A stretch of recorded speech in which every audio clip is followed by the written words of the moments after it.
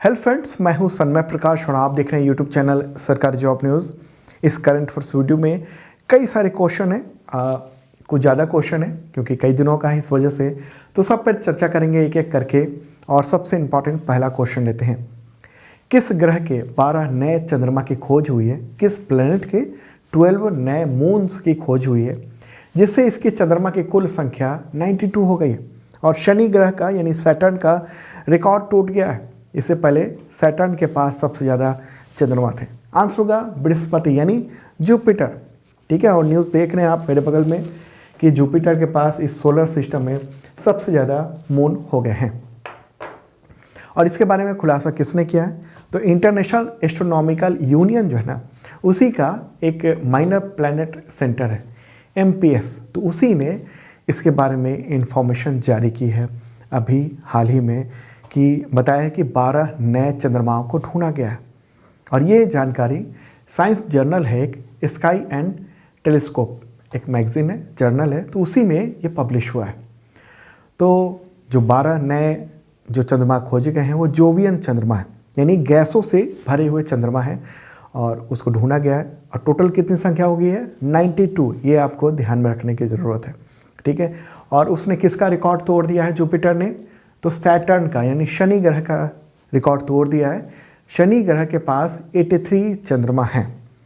ठीक है, तो अब तक ये माना जाता था कि सैटर्न के पास है, लेकिन अब जुपिटर उसमें आ गया है सामने। ठीक है, तो इसमें जो कई सारे ऐसे भी चंद्रमा हैं इसके पास, जो कुछ तो क्लॉकवाइज घूमते हैं, कुछ एंटी क्लॉकवाइज घूमते हैं।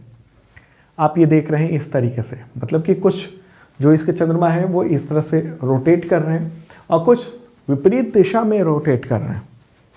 और इसका मतलब ये मान रहे हैं वैज्ञानिक कि जो भी इसके आसपास से अगर कुछ गुजरता है तो उसको बृहस्पति यानी जुपिटर अपने गुरुत्वाकर्षण के केंद्र में रख लेता है और वो फिर राउंड लगाने लगता है उसी का, यानी जुपिटर का चंद्रमा हो जाता है। और ये जो चंद्रमा ढूंढे गए हैं, जो नए चंद्रमा हैं, वो बहुत ही छोटे छोटे चंद्रमा हैं 12, और ये 340 दिनों में अपनी कक्षा को पूरा कर लेते हैं। और ये माना जा रहा है कि छोटे जो चंद्रमा हैं वो संभवतः कई सारे टक्करों से खंडित होकर अलग मतलब वस्तुओं से बने हैं, और ये गैसों के ज़्यादा ऐसा माना जा रहा है कि गैसों के। और इनमें से जो 5 चंद्रमा हैं वो मात्र 8 किलोमीटर से बड़े हैं, मतलब इतने छोटे चंद्रमा कहिए आप। ठीक है, तो जुपिटर पर चंद्रमा की खोज उसकी लगातार काम चल रहा है। हो सकता है कि जुपिटर के पास और भी ढेर सारे चंद्रमा हो, लेकिन अभी तक जो ज्ञात हुआ है वो 92 हुआ है। और आपके एग्जामिनेशन के लिए इम्पॉर्टेंट ये है कि इससे पहले तक सैटर्न के पास यानी शनि के पास सबसे ज़्यादा चंद्रमा थे, जो कि अब संख्या हो गई है बृहस्पति के पास 92 हो गई है। ठीक है, तो अब देख लेते हैं कि किस ग्रह के पास यानी किस प्लैनेट के पास कितने चंद्रमा हैं। तो सबसे ज़्यादा जुपिटर 92 हो गया है, उसके बाद है सैटर्न यानी शनि 83 है, उसके बाद यूरेनस यानी वरुण, उसके बाद 27 है, फिर नेपट्यून अरुण यानी 14 है टोटल इसके पास। फिर मार्स के पास 2 चंद्रमा है, अर्थ के पास 1 है, सबको पता है। और वीनस और मरकरी के पास 0, उसके पास कोई चंद्रमा नहीं है। महत्वपूर्ण बात ये रही। चलें अब आगे बढ़ते हैं, अगला क्वेश्चन लेते हैं। तुर्की और सीरिया में आए भूकंप से प्रभावित लोगों को बचाने के लिए बचाव राहत कार्य के लिए भारत ने कौन सा अभियान शुरू किया है? नाम क्या है उसका? ये बहुत ही इंपॉर्टेंट क्वेश्चन मुझे ऐसा लगता है, क्योंकि अक्सर एग्जामिनेशन में इसके बारे में क्वेश्चन पूछे जाते हैं, जो अभियान चला है उसके बारे में। उदाहरण के तौर पर आपको बताऊं कि ऑपरेशन गंगा, जो यूक्रेन से अपने तमाम नागरिकों को लाने का जो ऑपरेशन चला था, अभियान चला था, उसके बारे में SSC हो गया, BPSC हो गया, UPPSC हो गया, इस तरह के कई सारे एग्जामिनेशन में क्वेश्चन आए, प्रश्न आए हैं। तो आप ध्यान रखना कि ऑपरेशन से रिलेटेड, अभियान से रिलेटेड क्वेश्चन होते हैं। तो ये जो अभियान का इस क्वेश्चन का आंसर होगा वो है ऑपरेशन दोस्त। ओके, इंडिया 6 फरवरी से लगातार ऑपरेशन दोस्त के तहत अभियान चला रहा है, और वहाँ पर बड़े पैमाने पर इंडिया ने टीम भेजी है। और आपको पता होगा कि वहाँ पर बहुत बड़ी संख्या में वहाँ मौतें हो चुकी हैं। कुछ तो ऐसी रिपोर्ट आ रही है कि तकरीबन 25,000 लोग वहाँ मारे जा चुके हैं। ओके, तो तुर्की, ये रहा तुर्की, आप देख रहे हैं मैप में, और हजारों हजार लोग घायल हुए हैं, लाशें निकलने का पूरा सिलसिला चल रहा है वहाँ पर, और मरने वालों में सबसे ज़्यादा जो लोग हैं वो तुर्की के लोग हैं। मतलब तुर्की में भूकंप आया था, इसके बारे में मैंने पिछले वीडियो में काफ़ी डिटेल में बताया था, अगर वो आपने नहीं देखा तो ज़रूर देखना, डिस्क्रिप्शन में मैंने उसका लिंक दे दिया है। ठीक है, तो तुर्की में 7,000 से ज़्यादा बिल्डिंग, मल्टी स्टोरी बिल्डिंग धराशायी हो गई है, और लाशें निकालने का काम लगातार चल रहा है। कई टन मलबे के नीचे जिंदगियां तलाशी जा रही हैं, बच्चे, बूढ़े, महिलाएं जो भी मिल रहे हैं उनको रेस्क्यू किया जा रहा है। ठीक है, तो उसी के तहत इंडिया ने ऑपरेशन दोस्त चलाया है। भारत का दोस्त है तुर्की, तो उसके लिए ओके। और इसका सेंटर कहाँ था? तुर्की का गाजियाटेप जो शहर था, वहाँ पर यह भूकंप का केंद्र था। ओके, तो ऑपरेशन दोस्त के तहत ये अभियान चलाया जा रहा है बचाव का। 6 फरवरी से चल रहा है। वहाँ लोगों को मदद करने के लिए एनडीआरएफ की search and rescue team, relief team, ये सब भेजी गई है, और वहाँ पर फील्ड हॉस्पिटल भी बनाया गया है। इंडिया की ओर से राहत सामग्री, दवाएं, उपकरण, इन सब की ज़रूरत बहुत ज़्यादा है वहाँ, क्योंकि अचानक से डिजास्टर है, एक बहुत बड़ी घटना है, तो उसमें बहुत ज़्यादा टीम की ज़रूरत है। और ये देख रहे हैं फोटोग्राफ एनडीआरएफ के, इंडिया की जो टीम है वो बिल्डिंग से मलबे हटाकर वहाँ से लोगों को निकालने की कोशिश में लगी हुई है। बहुत सारे लोगों को वहाँ से निकाला जा रहा है। ओके, तो महत्वपूर्ण बात ये रही। अब हम लोग ये देख लेते हैं कि पिछले कुछ राहत जो अभियान चले हैं उन सब के नाम क्या क्या हैं। तो मालदीव में जो वहाँ पर अभियान चलाया गया था, 2004 की बात है, सुनामी आई थी उस दौरान, तो ऑपरेशन कैस्टर चलाया गया था मालदीव में। ओके, श्रीलंका में भी जो 2004 में सुनामी आई थी, तो सुनामी से कई देश प्रभावित हुए थे, तो इंडिया ने उन सब की मदद की थी, तो वो श्रीलंका ऑपरेशन रेनबो था। ओके, इसके अलावा कई और अभियान राहत कार्य के चलाए हुए हैं इंडिया ने। यूएसए में 2005 में हैरिकेन कैटरीना चक्रवात आया था, तो मदद की गई थी। 2008 में म्यांमार में चक्रवात नरगिस आया था, तो विदेश मतलब इंडिया से मदद भेजी गई थी। जापान में 2011 में जो सुनामी आया तो एनडीआरएफ की टीम भेजी गई थी।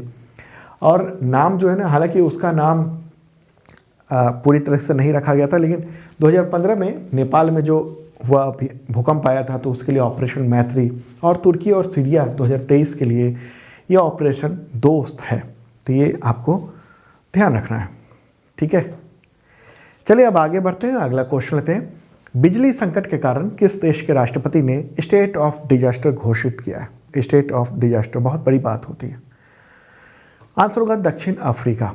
ठीक है, दक्षिण अफ्रीका में बहुत बड़े पैमाने पर न्यूज़ भी आप देख रहे हैं, साउथ अफ्रीका ने ये स्टेट ऑफ डिजास्टर घोषित कर दिया। वहाँ के प्रेसिडेंट कौन है? Cyril Ramaphosa. एक बार ले चलते हैं साउथ अफ्रीका की ओर। प्यारा भारत है, और साउथ अफ्रीका ये रहा अफ्रीका में, महादेश में, यहाँ पर इस तरफ। ओके, साउथ की ओर, तो इसलिए साउथ अफ्रीका कहते हैं। तो वहाँ पर बिजली संकट बहुत ज़्यादा है, और इसी वजह से स्टेट ऑफ डिजास्टर घोषित किया गया। ये इंपॉर्टेंट है आपके एग्जामिनेशन के लिए। यूपीएससी का जो फॉर्म भरा जा रहा है, तो जो लोग भी फॉर्म भर रहे हैं उनके लिए ये क्वेश्चन इंपॉर्टेंट हो जाता है ये भी। ठीक है, तो हुआ ये है, वहाँ पर जो बिजली की स्थिति है बहुत बुरी तरह से चरमरा गई है। हुआ ये है कि पूरे अफ्रीका में, जो अफ्रीका आपने देखा महादेश, उसमें सबसे समृद्ध जो है ना वो माना जाता है यही, कौन? साउथ अफ्रीका, दक्षिण अफ्रीका। लेकिन वहाँ पर बड़े पैमाने पर भ्रष्टाचार, और जो कंपनी है, बिजली आपूर्ति कंपनी है, वहाँ जो लूटपाट भ्रष्टाचार हुआ, उसकी वजह से कंपनी बहुत ही घाटे में चली गई है। और कोई भी दुनिया का फाइनेंशियल इंस्टीट्यूशन जो है वो उसे लोन देने को तैयार नहीं हो रहा है, क्योंकि पैसे जो है उसकी बंदरबाट हो जाती है उस देश में। तो ऐसे में हो ये रहा है कि वहाँ पर लगभग 12-12 घंटे ब्लैकआउट हो रहा है, बिजली नहीं है, और इस समस्या के कारण वहाँ पर गरीबी, बेरोजगारी, अपराध, ये सब बहुत तेज़ी से, हिंसा, ये सब बढ़ रहा है। तो इस वजह से स्टेट ऑफ डिजास्टर घोषित किया गया है। मकसद क्या है इसका? मकसद यही है, इससे होता ये है कि अफ्रीका के संविधान के अनुसार ऐसा अगर घोषित कर देते हैं आप स्टेट ऑफ डिजास्टर, तो सरकार को विशेष शक्तियाँ मिल जाती हैं और ऐसे में वो आपातकालीन खरीद प्रक्रिया शुरू कर सकती है ताकि जो मॉडर्नाइजेशन है तमाम जो बिजली घर हैं उन सब का हो सके। लगभग 80% जो वहाँ की बिजली है वो कोयला आधारित जो प्लांट है उससे बिजली बनती है। ठीक है, तो स्थिति वहाँ ख़राब है। दक्षिण अफ्रीका, उसके राष्ट्रपति कौन है? ये रहे, क्या नाम है इनका? Cyril Ramaphosa. राजधानी क्या है? केप टाउन है। ठीक है, केप टाउन जो है वो विधायी राजधानी है और प्रोटेरिया वो कार्यकारी राजधानी है। और इसके अलावा एक न्यायिक राजधानी में है ब्लोम फोन्टेन। मुद्रा क्या है? रैंड। आगे बढ़ते हैं, अगला क्वेश्चन लेते हैं, इंपॉर्टेंट है ये भी। उससे पहले आपको बता दूं कि जिन लोगों का मेंबरशिप समाप्त हो गया है पिछले 1 साल में तो वो रिन्यू कर सकते हैं और 50% का डिस्काउंट चल रहा है। और जिन लोगों ने मेंबरशिप अभी तक नहीं लिया है ले सकते हैं। इसके जरिए मिलता है आपको PDF करंट अफेयर्स का वीकली, मंथली, क्वार्टरली, ईयरली और पिछले साल के भी 2022 के भी। इसके अलावा मॉक टेस्ट दे सकते हैं आप और टेस्ट सीरीज़ है तमाम तरह के एग्जामिनेशन के लिए। आप जांच सकते हैं कि कैसी आपकी तैयारी चल रही है। और इसके अलावा बुक्स पे छूट भी मिलती है बुक पे। तो बुक अमेजन पे बेस्ट सेलर तो है ही और सरकारी जॉब न्यूज़ का जो ऐप है उससे भी आप ले सकते हैं। छूट भी इस पर मिलेगी मेंबरशिप के जरिए। डिस्क्रिप्शन चेक कर लेना आप। चलिए आगे बढ़ते हैं, अगला क्वेश्चन लेते हैं और ये क्वेश्चन होगा भारत की 9वीं और 10वीं वंदे भारत एक्सप्रेस ट्रेन को प्राइम मिनिस्टर नरेंद्र मोदी ने हरी झंडी दिखाई। तो इसे किस रूट के लिए शुरू किया गया? कहाँ से कहाँ तक चल रही है? आंसर होगा इसका मुंबई सोलापुर और मुंबई साईनगर शिरडी। ठीक है, तो प्राइम मिनिस्टर नरेंद्र मोदी ने 10 फरवरी को भारत की 9वीं और 10वीं, तो न्यूज़ तो आप देख ही रहे हैं और ये फोटोग्राफ देखिए कि उसे रवाना कर रहे हैं वो हरी झंडी दिखाने के बाद। और ये दोनों ट्रेनें मुंबई के छत्रपति शिवाजी महाराज जो टर्मिनल है वहाँ से रवाना हुई हैं। ओके, तो ये ट्रेन अब 10 ट्रेनें हो गई हैं वंदे भारत एक्सप्रेस ट्रेन। ये स्पेशल ट्रेन है और पहली बार 2019 में न्यू दिल्ली से वाराणसी के बीच में ये ट्रेन चली थी वंदे भारत एक्सप्रेस। और उसके बाद लगातार कई सारी ट्रेनें, ये आप देख रहे हैं स्पीड बेहतरीन होती है। तो ये टोटल 10 जो ट्रेनें हैं कहाँ से कहाँ तक चल रही हैं वो सब आपके सामने ये लिस्ट रहा। पहली न्यू दिल्ली से वाराणसी, सेकेंड है न्यू दिल्ली से कटरा, तीसरी है मुंबई से गांधीनगर, चौथी है न्यू दिल्ली से ऊना, पाँचवीं है मैसूर से चेन्नई, छठी है नागपुर से बिलासपुर, सातवीं है हावड़ा से न्यू जलपाईगुड़ी, आठवीं सिकंदराबाद से विशाखापट्टनम, 9वीं और 10वीं अभी लॉन्च हुई है, चली है। तो 9वीं है मुंबई से सोलापुर और 10वीं है मुंबई से साईनगर शिरडी। ओके, तो ये चली है वहाँ से। और ये महाराष्ट्र से चली, इसलिए महाराष्ट्र की भी चर्चा कर लें। यहाँ मुख्यमंत्री कौन है महाराष्ट्र में? एकनाथ शिंदे। राजधानी का मुंबई, गवर्नर भगत सिंह कोश्यारी हैं। अगला क्वेश्चन लेते हैं, तीसरे खेलो इंडिया विंटर गेम्स को किस राज्य अथवा केंद्र शासित प्रदेश में आयोजित किया जा रहा है? कहाँ पर खेलो इंडिया विंटर गेम्स की बात हो रही है? आंसर होगा जम्मू कश्मीर। ठीक है, 10 से 14 फरवरी तक। और ये न्यूज़ देख रहा, तीसरा ही खेलो इंडिया विंटर गेम्स कहाँ पर हुआ है? जम्मू कश्मीर में। वहाँ के किस जगह पर? तो बारामूला में आयोजित किया गया है। और उद्घाटन किसने किया? तो केंद्रीय युवा कार्य और खेल मंत्री कौन है? अनुराग सिंह ठाकुर। तो वो इस तरीके से इसका उद्घाटन कर रहे हैं। बारामूला ज़िले के गुलमर्ग में, बहुत ही प्रसिद्ध जगह है ये। ठीक है, पर्यटन की दृष्टि से। तो इस गेम्स में लगभग 1500 खिलाड़ी पार्टिसिपेट कर रहे हैं यहाँ पर। ठीक है, तो खेलो इंडिया विंटर गेम्स जो है ना उसकी शुरुआत हुई थी 2020 में। तो तीसरा ये जम्मू कश्मीर में आयोजित किया जा रहा है। ठीक है, जम्मू कश्मीर के लेफ्टिनेंट गवर्नर कौन है? मनोज सिन्हा। अगला क्वेश्चन लेते हैं, प्राइम मिनिस्टर नरेंद्र मोदी ने फरवरी 2023 में बेंगलुरु में E20 को लॉन्च किया। तो ये किससे संबंधित है? E20 आंसर होगा इसका पेट्रोल में 20% इथेनॉल का मिश्रण। ठीक है, E20। तो इंडिया एनर्जी वीक 2023 ये आयोजन किया गया है मुंबई में।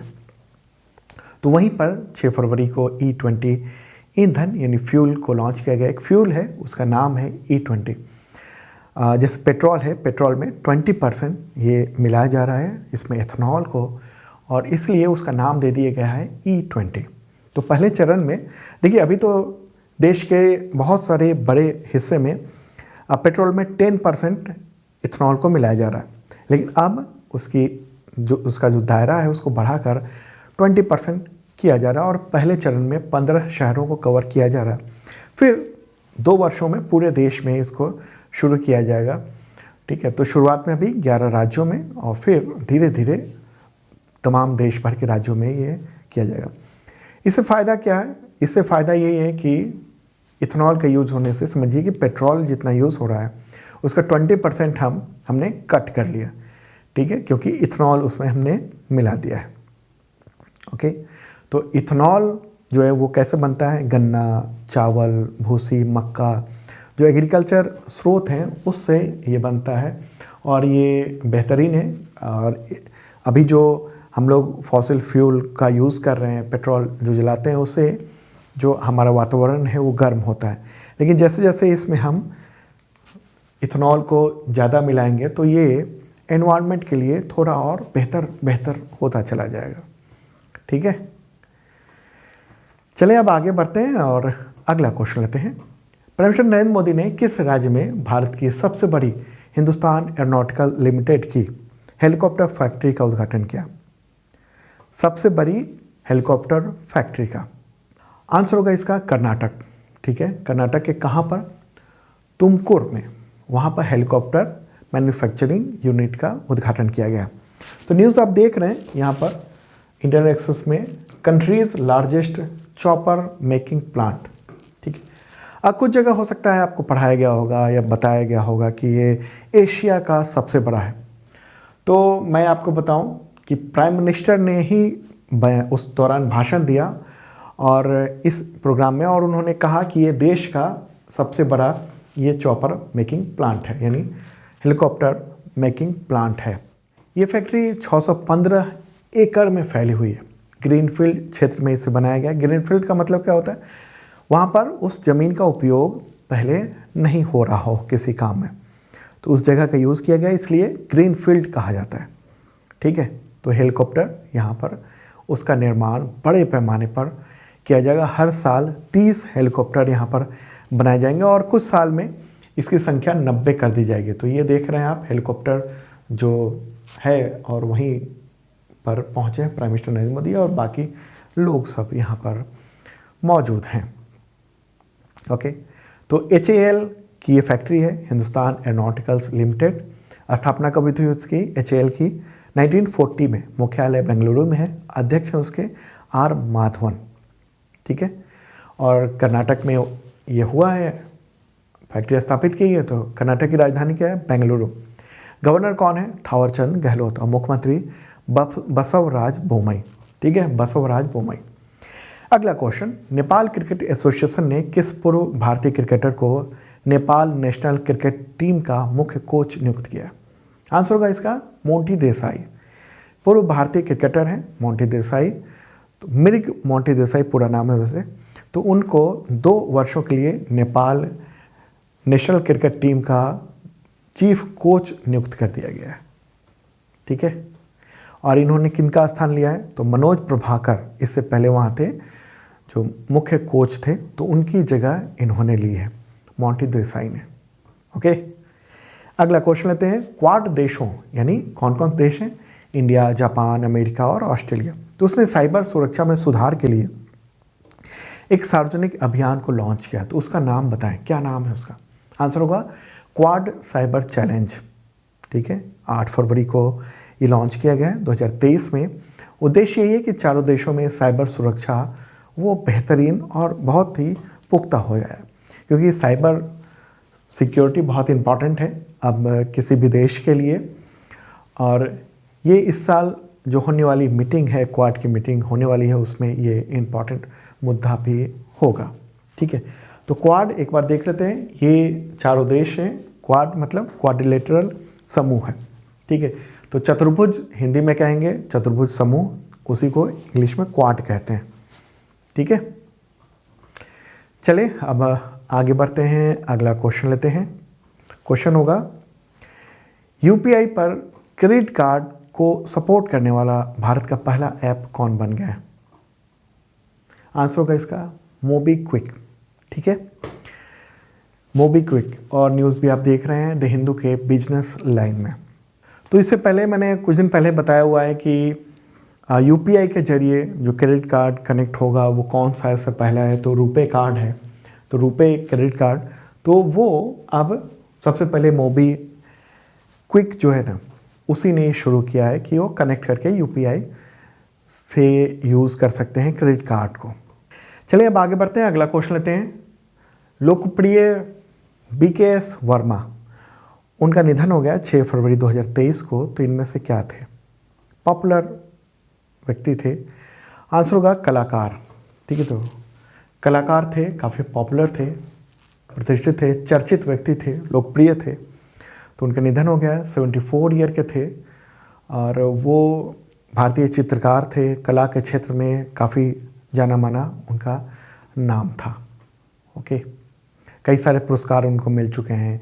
1986 में राज्य ललित कला अकादमी उनको मिल चुका है। कर्नाटक सरकार के द्वारा कर्नाटक राज्य अवार्ड भी उनको मिल चुका है।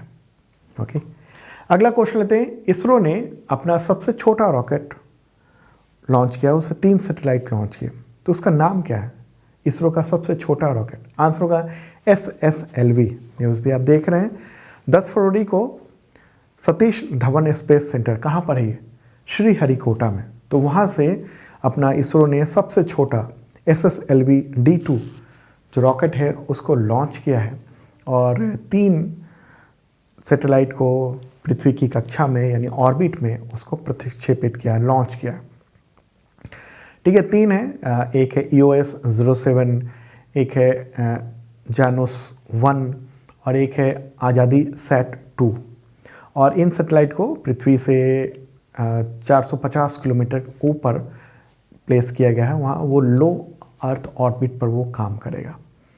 ठीक है, तो SSLV उसका पूरा नाम क्या कहेंगे? Small satellite launch vehicle. Okay, क्या है? Small satellite launch vehicle. इसे इसरो ने तैयार किया है और इस रॉकेट को इसरो के साइंटिस्ट ने तैयार किया है और इसके ज़रिए 500 किलोग्राम तक का जो पेलोड है उसको लॉन्च किया जाएगा। देखिए, इससे पहले PSLV, GSLV उन सब बड़े रॉकेट से लॉन्च किया जाता था, तो उसमें खर्चे भी ज़्यादा आते थे। तो इसरो ने ये सोचा कि एक छोटा रॉकेट बनाते हैं हम, और वो SSLV है और इसके ज़रिए लॉन्च किया गया। तो इससे क्या है, जो सैटेलाइट लॉन्च करने का जो खर्चा है, जो कीमत पड़ती है, वो कम होती है। तो ऐसे में क्या होगा, अंतर्राष्ट्रीय तौर पर जो तमाम बहुत सारी कंपनियां हैं दुनिया भर में, तो उससे प्रतिस्पर्धा में, कंपटीशन में दिक्कत आ रही थी, क्योंकि इससे भी सस्ता दूसरे जो कंपनियां हैं वो सब लॉन्च करते रहते। तो ऐसे में इसरो ने सोचा कि हम एक रॉकेट बनाते हैं, छोटा हो, सस्ता हो, और बनाकर उसने अपना काम शुरू कर दिया है। ओके, इसरो की भी बात कर लें। मुख्यालय कहाँ है? बेंगलुरु में। अध्यक्ष कौन है? S सोमनाथ है। अगला क्वेश्चन लेते हैं। Uttar Pradesh global investors summit 2023 का उद्घाटन किसने किया? आंसर होगा प्राइम मिनिस्टर नरेंद्र मोदी ने। ओके, तो लखनऊ में ये आयोजित किया गया है ग्लोबल इन्वेस्टर्स समिट। 10 फरवरी को 10 से 12 फरवरी तक ये चला है और इसमें यूपी के मुख्यमंत्री योगी आदित्यनाथ और तमाम जो केंद्रीय मंत्री, राज्य के मंत्री, उन सब ने पार्टिसिपेट किया। और उत्तर प्रदेश में जो निवेश है दुनिया भर से, भारत के दूसरे जगहों से, वहाँ लाने का प्रयास किया उद्योगपतियों के जरिए। अब कितने का वादा किया है? वादा तो बहुत ज़्यादा होता है, लेकिन एक्चुअल में कितना आया ये तो कुछ वक्त में पता चलेगा। ठीक है, उत्तर प्रदेश की बात कर लें। राजधानी लखनऊ। गवर्नर कौन है? आनंदीबेन पटेल। मुख्यमंत्री पता है, योगी आदित्यनाथ। अगला क्वेश्चन लेते हैं। काला घोड़ा कला फेस्टिवल 2023 का आयोजन किस शहर में किया गया है? आंसर होगा मुंबई। मुंबई में आयोजित होता है ये काला घोड़ा कला फेस्टिवल। ओके, और 4 से 12 फरवरी के बीच में 2023 में आयोजित किया गया है। 2 साल तक वहाँ ये कार्यक्रम नहीं हुआ था, ये वाला कार्यक्रम कोविड-19 की वजह से, लेकिन अब ये आयोजित किया गया है। ओके, काला घोड़ा फेस्टिवल, आर्ट फेस्टिवल है। अगला क्वेश्चन लेते हैं। विक्ट्री सिटी पुस्तक के लेखक कौन है? आंसर होगा सलमान रुश्दी। ठीक है, वो ब्रिटिश और भारतीय लेखक हैं, ब्रिटिश भारतीय लेखक कहेंगे उनको।